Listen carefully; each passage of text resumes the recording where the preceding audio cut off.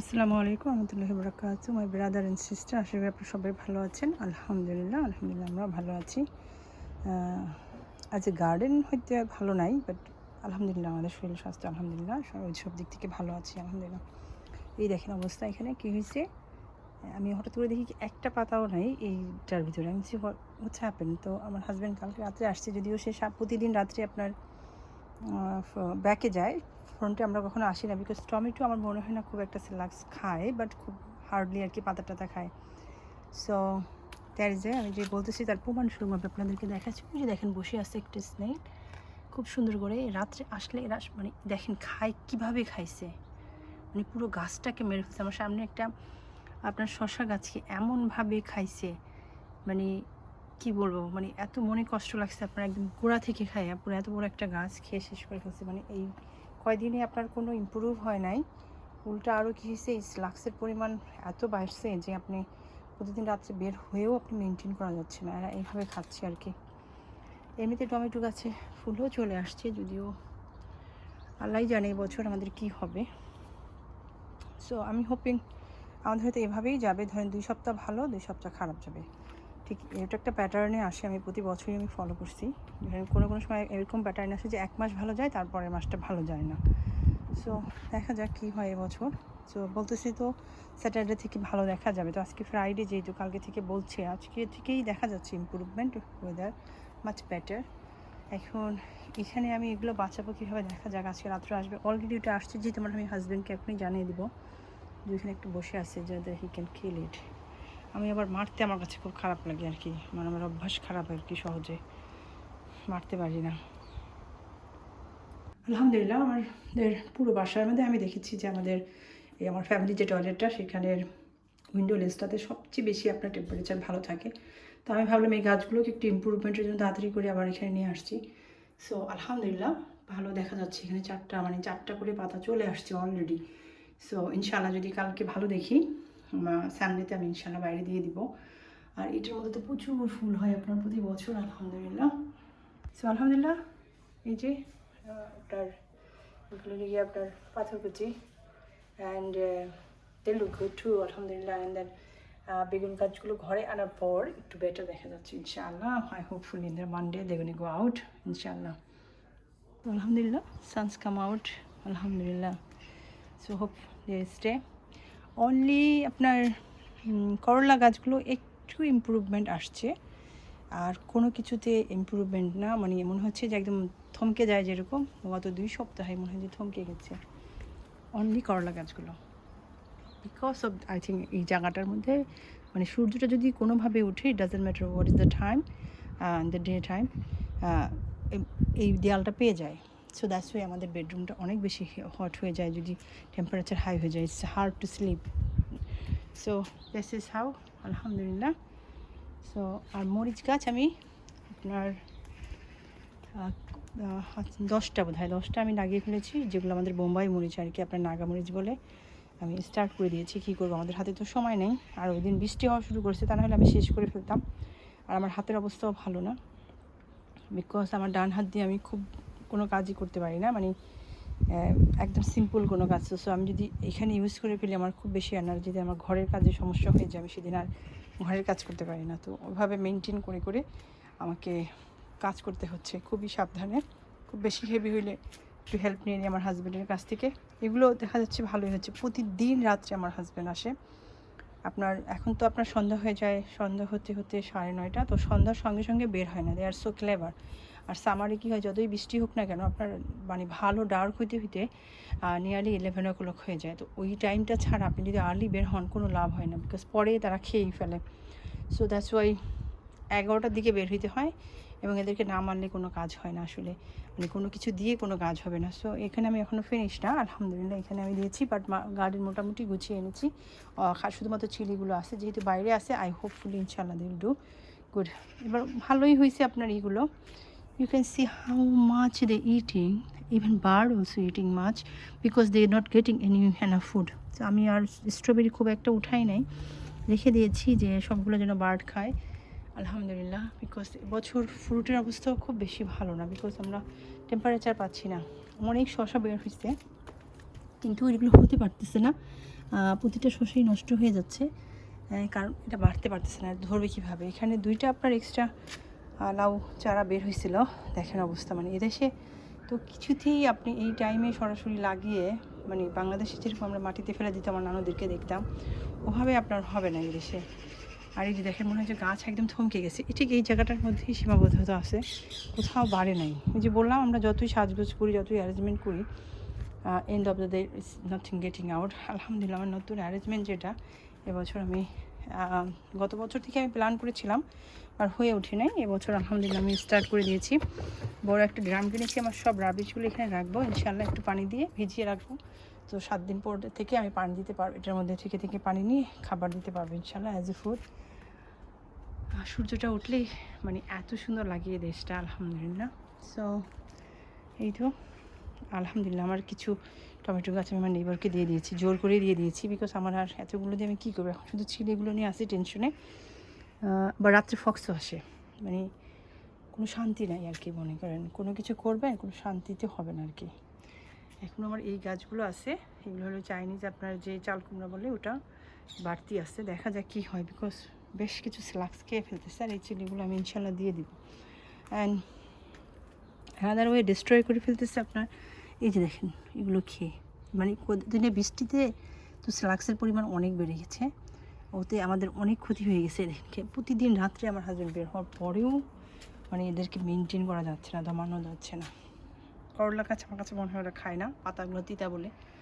আলহামদুলিল্লাহ এখানে লাউ গাছগুলো মানে বাড়ছে, বাট ভ্যারি ভ্যারি স্লোলি, খুব ভালোভাবে বাড়ছে না আর কি। আলহামদুলিল্লাহ, যাই হোক, আল্লাহ যা পসিবল।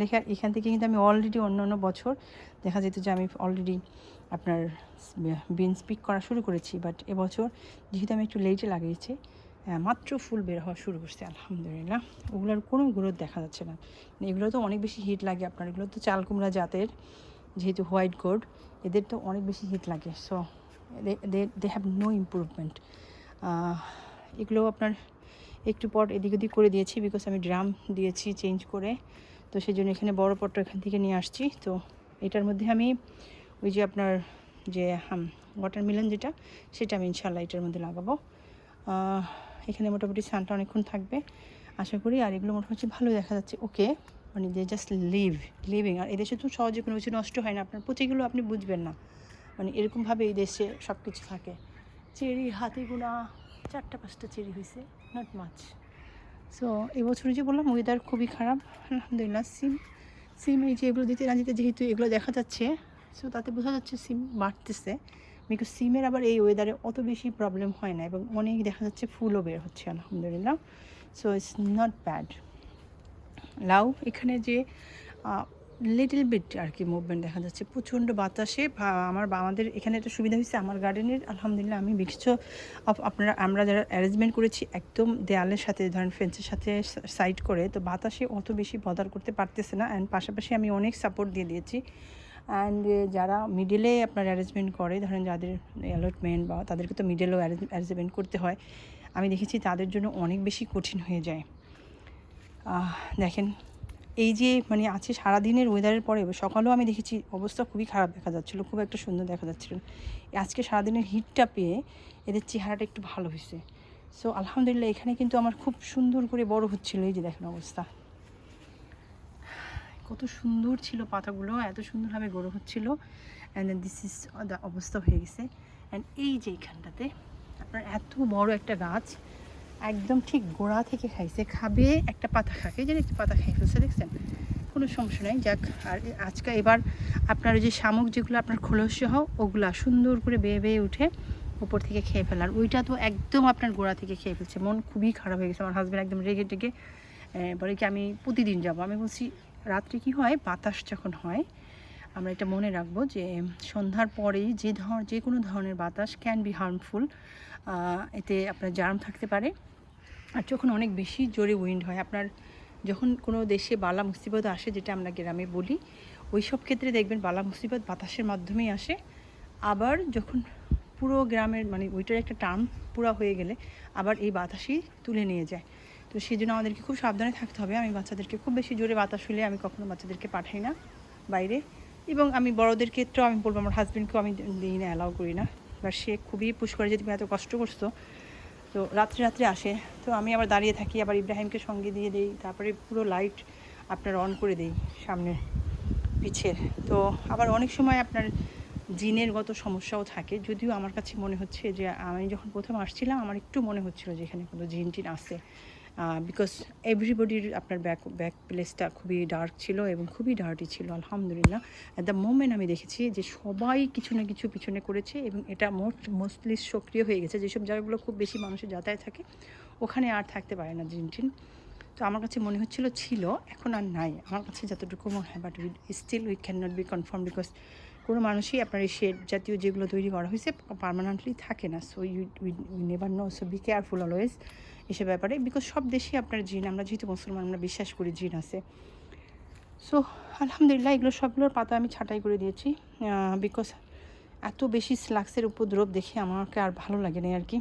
তো ভাবলাম পাতাগুলো ছাঁটাই করে দিলে যদি একটু কম হয় উপদ্রবটা। একদম মানে খুব স্লো যে গ্রোথটা, সেই স্লো গ্রোথ পাচ্ছি। আর হোপফুলি আজকে সকালবেলাও খুব খারাপ দেখা গেছে, কালকেও খুবই খারাপ দেখা গেছে।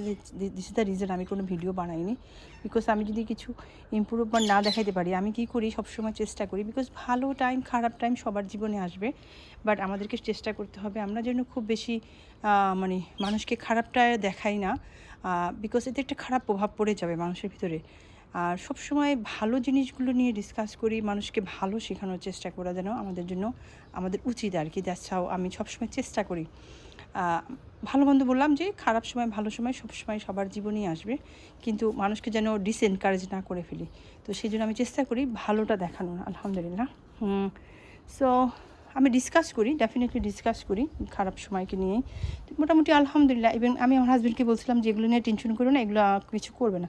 তো আমার হাজব্যান্ড বললো কালকে রাত্রে নাকি সে, কালকে না পরশুদিন রাত্রে সে পাইছে, এখানেই পাইছে একটা গাছের। বলে কি তোমার আজকের ওই গাছটা তো খেয়ে শেষ করে ফেলতো, তোমার 3-4টা ছিল একসাথে। আর যখন আমার কিউকাম্বা গাছটা খাইছে একসাথে 3-4টা, যখন একসাথে পার্টি করে ওই তখনই আপনার ধারাম করে মেরে ফেলে। আলহামদুলিল্লাহ এখানে আপনার 90 লিটারের একটা ড্রাম দিছে, আগেরটা একটু ছোটো ছিল। আলহামদুলিল্লাহ গাছটা তখন দেখে আমার কাছে খুব ভালো লাগে, একদম সুন্দরভাবে খুলে বের হয়েছে আলহামদুলিল্লাহ। এই তো বেশি কিছু বলার নেই। একটা আপু বলেছ, আমি একটু ওইটা নিয়ে ডিসকাস করবো যে আমি যে মানে মিরপুরে যে মহিলাটার মারা গেছে তার বিষয়ে যে আমি বলছিলাম, পরে তুমি একটা মেসেজ দিচ্ছ আপু ওর অসুস্থ ছিল। আপু ওকে দেখেই বোঝা যাচ্ছিলো, তাদেরকে দেখে বোঝা যায় যে সে অসুস্থ ছিল। এই অসুস্থতা সম্পর্কে আমরা সবাই মোটামুটি কম বেশি জানি, আমি জানি না সবাই জানি কিনা, বাট আমার কাছে মনে হয় এখন জানার কথা, বিকজ আগে এত বেশি আলোচনা হতো না, মানুষ মনে করতো জিন ভূতের আসর। এখন মোটামুটি আমরা জানি এটা একটা রোগ এবং এখানে সন্দেহের পরিমাণ থাকে, এর জন্য হার্মফুল হয়ে থাকে প্যারেন্টস, মানে আশেপাশের মানুষ তারাও হার্মফুল হতে পারে তার দ্বারা, এবং সে নিজের জন্যও হার্মফুল হতে পারে। সো আমি ওই বিষয়ে গেলাম না, সে অসুস্থ, we can understand that mother একজন অসুস্থ হয়েছে। আমি বলবো যে মহিলার যে আপনার আবার বলছি, অনেকে বলছে পার্সোনাল বিষয়, দিস ইজ নট পার্সোনাল বিষয় আপু, এটা কোনোভাবেই পার্সোনাল হতে পারে না, বিকজ পার্সোনাল হলে তুমি পার্সোনালি সমাধান করে ফেলতে, তোমাকে ডাক্তার আনতে হয়। So how is possible personal হয়ে গেল? এভরিথিং আমাদের সমাজে বসবাস করার জন্য যেগুলো করতে হবে সেগুলো আমাদেরকে করতে হবে, এগুলোকে আমরা পার্সোনালি না। পার্সোনাল হলে শুধুমাত্র তুমি তখনই পার্সোনাল হয়ে যাবা যখন তুমি সব কিছু ঠিক যেভাবে নিয়ম অনুযায়ী করতে হয় ওই অনুযায়ী নিয়মভাবে করলে তোমাকে কেউ ইন্টারফেয়ার করবে না, তোমাকে কেউ কিছু বলবে না, তখন তুমি আর রিয়েলি পার্সোনালি তুমি থাকতে পারলা। বাট তুমি যখন সব কোনো কিছু উল্টাপাল্টা করে ফেলবা, সমাজে এটাই নিয়ম, তখনই তোমার এটা পার্সোনাল আর থাকে না, তখন এটা হয় সামাজিক একটা নিয়ম হয়ে যায়, অথবা ওয়ার্ল্ডের জন্য হুমকি স্বরূপ হয়ে যায়। যখন যেমন আমাদের দেশ ওয়ার্ল্ডের জন্য কোনো কিছুর উপরে যদি যে কোনো একটা অ্যানিমেল ধরো নষ্ট শেষ হয়ে যাচ্ছে, মারা যাচ্ছে, ধ্বংস হয়ে যাচ্ছে, তখন আমরা এটা আমাদের ওয়ার্ল্ডের জন্য হুমকি স্বরূপ হয়ে যায়, তখন আমাদেরকে ওটা প্রোটেক্টের ব্যবস্থা করতে হয়। বাবা মা অসুস্থ হোক, বাবা মা হোক, যেই হোক, এ ধরনের রোগী হলে এদেরকে বেশিরভাগ আরও বেশি করে আপনার লুক আফটার করতে হয়, একজন মানুষ সবসময় কাছে রাখতে হয়, যে কিনা ট্রাস্টেবল হইতেই হবে তাকে, যে কোনোভাবে যখন সে যেটা বলবে সেটাই যেন শুনে বলবে হ্যাঁ সে তোমার জন্য ভালো না, ওটা সে সন্দেহ করবে, সে যেটাই বলবে সেটার সাথে হ্যাঁ হ্যাঁ বলে যেতে হবে। ঠিক এভাবে তার একটা মানে এভাবে ট্রিটমেন্ট দেওয়া হয়। সো সেটার ব্যবস্থা করা হয় না ফার্স্ট থিং আপু। দেন সে যখন ইন্টারভিউতে বলতেছিল, লোকটা জিজ্ঞেস করতেছিল, সে সবচেয়ে দুঃখজনক যেটা আপনি ইউ ক্যান টেল যে এখানে অবশ্যই অবহেলা হয়েছে এবং এটার জন্য ডেফিনেটলি তারা শাস্তি পায় আর কি। দুনিয়াতে হয়তো দুনিয়ার আইন অনুযায়ী শাস্তি না পেলেও তারা আল্লাহর কাছ থেকে শাস্তি ডেফিনেটলি পাবে। তিনি বলতেছিলেন, প্রতিটা বার বলতেছেন যে উনি এখানে থাকতেন, ওনাকে আমি এখানে খাবার দিয়েছি সকালবেলা, ওনাকে দুপুরবেলা আমি জিজ্ঞেস করে আসছি, ওনাকে আমি দেখে গেছি, উনি হোয়াট ইজ দিস ওয়ার্ড। যদি সে একবারও বলতো যে মাকে আমি দেখে গেছি, মাকে আমি খাওয়া দিয়েছি, মাকে আমি, it would be more nicer, more closer, and আপনি বুঝতে পারতেন যে আসলেই সে লুক আফটার করছে। ইট was very lie.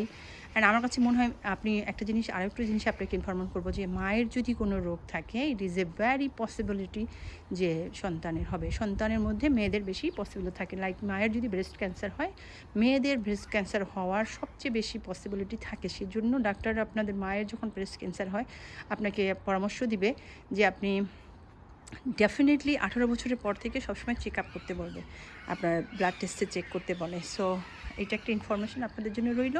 And another thing আমি আরেকটু ডিসকাস করবো। আজকাল একদম যেটা আপনার মহামারীর মতো চারিদিকে ছড়িয়ে যাচ্ছে, বাচ্চা কম নেওয়া, বাচ্চা না নিতে চাওয়া, বিয়ে না করতে চাওয়া। এখন কেউ বলছে it is our personal problem. আমি একটু ডিটেলসে বলবো, এটা আপনাদের পার্সোনাল প্রবলেম না। Now how it is not personal problem. এটা হলো কি, আমরা দুনিয়াতে আসি, আমাদের দুনিয়াতে আসার পর আমাকে সমাজে বসবাস করতে হবে। সমাজে বসবাস করার জন্য আমাদেরকে কিছু নিয়মকানুন ফলো করতে হবে। লাইক আমাকে বিয়ে বসতে হবে, এটা আমাদের ইসলামিকভাবে এবং দুনিয়াকে টিকিয়ে রাখার জন্য। ওই যে একটু আগে বললাম একটা অ্যানিম্যাল যদি মারা যায়, তো আমাদেরকে সেটা সব যদি ধ্বংস হয়ে যায়, যে আমাদের ওয়ার্ল্ডের জন্য হুমকি স্বরূপ যে কোনো আল্লাহ যে মখলুকাত তৈরি করেছে 18,000, এর মধ্যে একটাও যদি ধ্বংস হয়ে যায়, তাহলে আমরা ওয়ার্ল্ডের মধ্যে থাকা আমাদের জন্য কঠিন হয়ে যাবে। ঠিক তেমনি আপনি বললেই হবে না যে আপনি বাচ্চা নেবেন না, তাহলে আপনি এই দুনিয়ার জন্য একটা বার্ডেন, একটা বোঝা। আর এরকম বোঝাকে দুনিয়াতে থাকার কোনো অধিকার নাই। সো আমি বলবো, নাও আপনি এটাকে পার্সন ভেদে নেবেন। যারা নিতে চায় না, যাদের সুযোগ আছে, এটা শুধু তাদের জন্য। যাদের হচ্ছে না সেক্ষেত্রে আবার আলাদা। সেক্ষেত্রে আপনি আবার এটাকে একসাথে জয়েন করে ফেলবেন না যে ওকে আমি এই কথাটা বলেছি এর জন্য। সো এগুলো কোনো কিছু পার্সোনাল, আপনি বিয়ে করবেন না, ইটস নট ইউর চয়েস। আপনি সমাজে টিকে থাকতে হলে, সমাজে থাকতে হলে আপনাকে বিয়ে করতে হবে। নাও বিয়ে হচ্ছে না, নাও এগুলোর পিছনে অনেক কিছু থাকবে, তো এগুলো নিয়ে ডিসকাস হবে। অ্যান্ড আপনার এক্ষেত্রে বলার কিছুই নাই যে ওকে আমার পার্সোনাল ম্যাটার নিয়ে কেউ কিছু বলবেন না। আমি এরকম দেখতে পাচ্ছি অনেক। এখানে আমার হাজব্যান্ডেরই এক ফ্রেন্ড আছে, 50-র উপরে হয়ে গেছে, কারো আপনার 60-র কাছাকাছি হয়ে গেছে, বিয়ে করতেছে না। সো আমার সাথে যায় না অত, আমার কাছে আসলে শুনতে হয় কথা, আর আমি বলবো, because this is my responsibility to say. আর এটা আমার ইসলামেরও কথা, আমাকে বলতে হবে। সো যারা খুব বেশি পার্সোনালিটি দেখান, অ্যান্ড দেন আজকাল কী হয়েছে, 1-2টা বাচ্চা নেওয়ার পরেই বলে কি যে লটস অফ ইস্যু দেখানো শুরু করে দেয় for their kind of information. আপনি কারো বাচ্চা হয়েছে শুনবেন না যে একদম স্মুথলি হয়েছে। ডায়াবেটিসের প্রবলেম থাকবে। এখন তো আপনার একদম গণহারে যে প্রেগনেন্সিতে যে জিনিসগুলো দেখা যায়, ডায়াবেটিস, ব্লাড প্রেশার হাই হয়ে যাওয়া, অ্যান্ড আদার্স যে কিছু স্টাফ, এগুলো একদম কমন। ওকে, এগুলো নিয়ে নাটক করলে আসলে অ্যাকসেপ্টেবল হয় না। যেখানে আমি আপনার একটি জলযন্ত্র উদাহরণ, যে আমাকে যেহেতু ডাক্তার বলছে, এবং আপনি হসপিটালে কিন্তু থাকতে দেয় না রাত্রে পাশে বিদেশে, আমার হাজব্যান্ডকে রেখে দিয়েছে, বিকজ এনি টাইম যদি ব্লিডিং হয়ে যায়, বিকজ আমার পেলভিক প্লাসেন্টার যে ফুললি কাভার যে পজিশনটা সেটা ছিল, শুধুমাত্র এটা আর সামটাইমস কী হয়, আপনার এন্ড অফ পজিশনে এসে ফুল কাভার হয়ে যায়, বিকজ এটা ঘুরে আসে তখন। বাট আমারটা কী ছিল, একদম ফার্স্ট টু লাস্ট আপনার পুরো ফুললি কাভার ছিল এবং একই জায়গায় ছিল। এই জন্য আমার মালিহাকে তারা আবার এক্সট্রা চেক আপ করছে। বাট আলহামদুলিল্লাহ Maliha was very active inside that আমি। সো দ্যাটস ওয়াই আলহামদুলিল্লাহ she doesn't have any problem, আলহামদুলিল্লাহ। But I could have very dangerous problem. I could die. So they kept my husband and me in one room with all this instrument. If immediately they need it, but still people die. অনেক instrument থাকলেও যদি bleeding শুরু হয়ে যায় internal, আপনি কিছুই করা থাকে না। সে মানুষ যতই উন্নত হোক না কেন, এই ক্ষেত্রে মানুষ মারা যায়। But still I didn't be scare, I wasn't scare. I get baby next year আমি আলহামদুলিল্লাহ, আই থিঙ্ক 1.5 year লাইটারই আমি আরেকটা বাচ্চা হয়েছে আমার, আলহামদুলিল্লাহ ইব্রাহিম হয়েছে। সো এইসব ইস্যু যারা দেখায়, এরা শুধু আপনি অজুহাতের তো আর শেষ নেই, অজুহাত দেখানোর জন্য। আসলে এদের মেন্টালিটি খুবই পোর, আর এরা ভ্যারি লেজি। তারা বাচ্চাদেরকে লুক আফটার করাটাকে খুবই কামচুরি আর কি, এটাকে বলা হয়। আমি আমার ভাষায় বলবো কামচুর আর কি। বাচ্চাদের লুক আফটার করতে চায় না, and they are very selfish. আর সেলফিশ পিপল দুনিয়াতে বার্ডেন, এদের দুনিয়াতে কোনো দরকার নেই। এরা আরেকজনকে নষ্ট করবে, আর এরা এভাবে করে বাড়তে থাকলে, মহামারীর মতো বাড়তে থাকলে আমাদের সমাজ ধ্বংসের মুখে চলে যাবে। তখন আপনি যখন ওই যে আজকাল দেখেন বিয়ে শাদিতে কিন্তু অনেক প্রবলেম হচ্ছে, আর this is the reason. And আরেকটা বলবো যে আপুটা সাপোর্ট করতেছেন কিনা আমি জানি না, হয়তো আপনি আমাকে জানানোর জন্য থ্যাংক ইউ। বাট আপু রং জায়গায় সাপোর্ট করলেও কিন্তু গুনাহ হয়, এবং আল্লাহ এত বেশি কাউন্টেড, আল্লাহ এত কাউন্টেড যে কোথায় আপনি নিজেও বুঝবেন না, আপনার মুখের ভাষার থেকেও একটা রং হয়ে গেছে, এবং এটাকেও আল্লাহ আপনার একদম পরিপাহীভাবে আপনাকে হিসাবটা বুঝিয়ে দেবে। সো রং জায়গায় সাপোর্ট করবেন না আপু, চেষ্টা করবেন রাইট জায়গায় যেন কথা বলেন, আর তা নাহলে চুপ থাকতে হবে। হ্যাঁ, বিকজ রং জায়গায় কিছুতেই সাপোর্ট করবেন। আপনি ঘরের এক্সপ্লেন কিছুতেই দেবে, তাদের লুক আফটার, তাদের ঘর দেখলেই বোঝা যায় যে কোনোভাবেই তারা লুক আফটার করেনি এই মহিলাটার। অ্যান্ড আমি জানি না সে কেমন ছিল, it's not my problem, it's nobody's problem. Problem is যে তারা কীভাবে ট্রিট করছে। ওকে, অসুস্থ হলেও তাকে আরও বেশি ভালো করে ট্রিট করতে হয়, একজন মা তার উপরে। মায়ের স্থান তো অনেক অনেক উপরে, মায়ের কোনো রিপ্লেসমেন্ট হয় না, মায়ের কোনো মানে খুব বেশি দরকার হয় না তাদের জন্য। সো চারজনে মিলে একটা কাজের লোক রাখলে, তাকে যদি একটা নার্স রাখতো, রেগুলার বেস আসতো, দেখাশোনা করতো, তাইলেই হয়ে যেত আপু। সো আমি আপনাকে শুধু একটা উদাহরণ দেবো। আল্লাহ বলছে যে একটা মানুষ যদি অন্যের গুনাহ নিয়ে খোঁটা দেয় এবং উইদাউট নোয়িং, এবং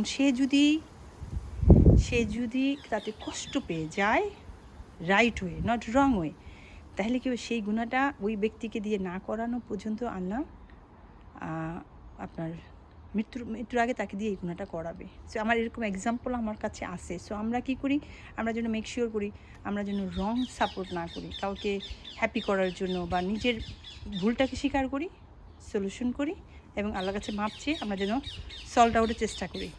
এই তো আপু, আলহামদুলিল্লাহ। আশা করি কালকে, মানে অনেক দিন হয়েছে, প্রায় এক সপ্তাহের মতো হয়েছে পানি দিচ্ছি না গাছে। আশা করি কালকে একটু পানি দিতে পারবো, বিকজ দরকার হয় না। বাট তাতে যে আমি হ্যাপি যে আমি পানি দিতে হচ্ছে, আমার সময় হচ্ছে না, সবাই নষ্ট হচ্ছে না, তাই না। But I would love to give some water and then expect something from. আলহামদুলিল্লাহ এই গাছগুলো খুব যে বাড়তেছে তা না, বাট বাড়ছে। গত 2 সপ্তাহে লিটল বিট, মানে খুবই মানে এক্সপেকটেশনের বাইরে। এত স্লো বাড়লে আমরা আসলে কিছু পাবো না, আমাদের তো সামার অনেক বড় না। তো অনেক অনেক ধন্যবাদ সবাইকে যারা আমার ভিডিও দেখেন, আমাকে সাপোর্ট করেন। এগেইন আপু, আমি আপনার উপরে নারাজ না, thank you for information, but we was understanding যে তার অবস্থা খুব বেশি ভালো ছিল না, এটা বোঝাই যাচ্ছিল না। বাট কিছুতেই এক্সপ্লেন করা যাবে না ঘরের কন্ডিশন, কিছুতেই এক্সপ্লেন করা যাবে না যে তারা লুক আফটার করতেছিল। That should be lie, proper lie. So এই গাছগুলো আমি আলাদা করে দিয়েছি, আলহামদুলিল্লাহ দেখা যায় কী হয়, because they growing nicely, because this year মাত্র বের হয়েছে। এগুলো তো 4-5 বছর হয়ে গেছে, আমার কাছে মনে হয় নেক্সট ইয়ার ফুলও আসবে ইনশাল্লাহ। আমার একটা গাছে ফুল চলে আসছে, এগুলোর সাথে যেগুলো এখানেও এত বেশি স্লাগস বের হয়, কোথা থেকে যে বের হয় আল্লাহ জানে। যে ড্রামটা চেঞ্জ করে দিয়েছি, আলহামদুলিল্লাহ গাছের কন্ডিশন খুব যে ভালো তা না, but it's not too bad, আলহামদুলিল্লাহ বলবো। আল্লাহ যেন একটু সুন্দর দেয় আমাদের জন্য, একটু এক্সপেকটেশন আনো 20 মতো হয়েছে, আমি লাউ লাগাইছি। সো কিছু যদি পাই ইট উড বি নাইস, না পেলেও কিছু করার নেই, because he knows best and he will do best ইনশাআল্লাহ। Somehow he will arrange something, because আমাদের কাছে মনে হচ্ছে কেন আমরা গরমটা পাচ্ছি না, বাট আল্লাহ জানেন কোথায় কতটুকু কী দিতে হবে এবং কিভাবে ওয়ার্ল্ডের সব কিছু মেনটেন করতে হবে। সেই মেনটেনের মধ্যে আমাদের যে আমরা লন্ডনে আছি যারা, আমরা ওই মেনটেনের মধ্যে পড়ে গেছি যে আমাদেরকে বেশি গরম পাওয়া যাবে না। আবার আমাদের বেশি গরম পেলে নাটক শুরু হয়ে যায়, আমাদের হিট ওয়েভ চলে আসছে, আমাদের হিট স্ট্রোক হয়ে যেতে পারে, মানে নাটকের তো আর শেষ নাই। সো দ্যাটস ওয়াই আমাদেরকে সবাই বলে ড্রামা কুইন। এখন তো কুইন মারা গেছে, বাট আলহামদুলিল্লাহ। So just thank you so much for watching me, and anything you need to know বা or anything have to tell, ইনশাআল্লাহ অবশ্যই বলবেন। ভালো থাকবেন, দোয়া রাখবেন। আলহামদুলিল্লাহ আশা করি আমি শেষ করে ফেলতে পারবো এই সপ্তাহের মধ্যে, আপনাদের সাথে ইনশাআল্লাহ ডিসকাস করতে পারবো। Everything looks good, weather looks so nice. আসসালামু আলাইকুম, জাজাকাল্লাহ খাইরান।